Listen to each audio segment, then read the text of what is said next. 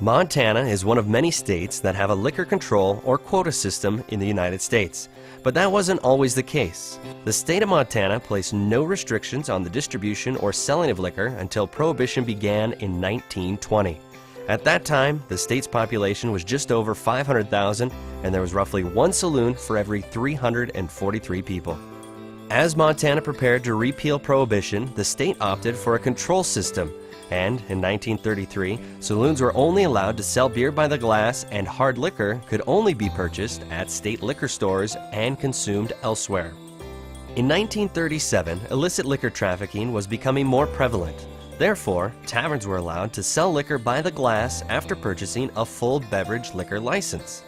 Opponents argued that more opportunity to purchase liquor would increase consumption, while supporters of the change argued that the high cost of liquor licenses, $200 to $600 annually, would cause saloon owners to protect their investment and obey state liquor laws. In 1947, the Montana public recognized the need to limit the overall number of all beverage licenses in each community and asked the legislature to act. This was part of a larger movement that included other reforms as well. The legislature came up with a population-based formula that met the needs of both the urban and rural communities across Montana. In 1975, the legislature decided that beer and wine licenses should also be issued under a population-based formula. So how do the population-based formulas work?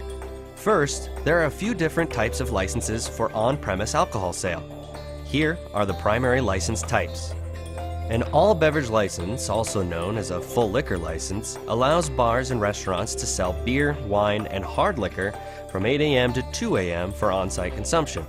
Full liquor licenses can also sell alcohol for off-site consumption in its original packaging.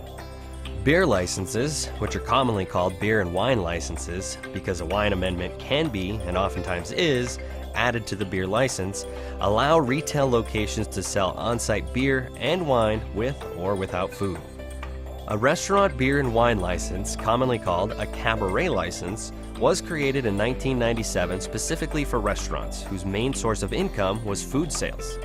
This provided restaurants the opportunity to sell beer and wine with their food offerings. These licenses were created to allow restaurants an alternative to the traditionally more expensive liquor licenses. The cost of these licenses is based on occupancy and range between $5,000 and $20,000. How many of these licenses that are available per city or county is based on population. For example, in a city of more than 3,000, they are allowed 5 all-beverage licenses for the first 3,000 people, and 1 more license for each additional 1,500 residents. Communities are allowed 4 beer and wine licenses for the first 2,000 people, 2 licenses for the next 2,000, and another license for every additional 2,000 inhabitants.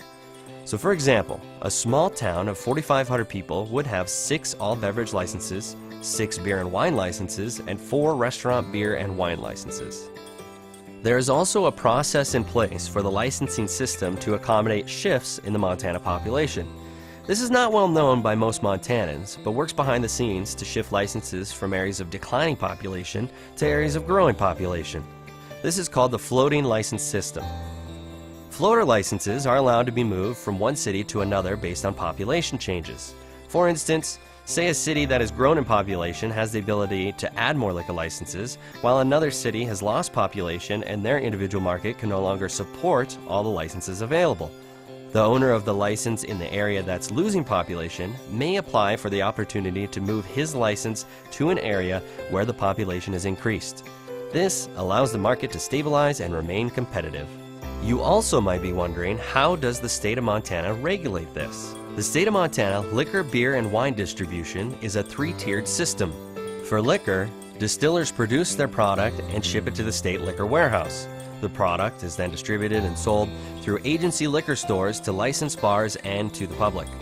For beer and wine, producers ship their products to licensed distributors who then sell and deliver it to businesses that have on-premise licenses like bars and restaurants, or off-premise licenses like grocery and convenience stores. So with all these laws and classifications, what does the MTA do? First and foremost, the MTA's main goal is to provide advice, direction, and service to its members.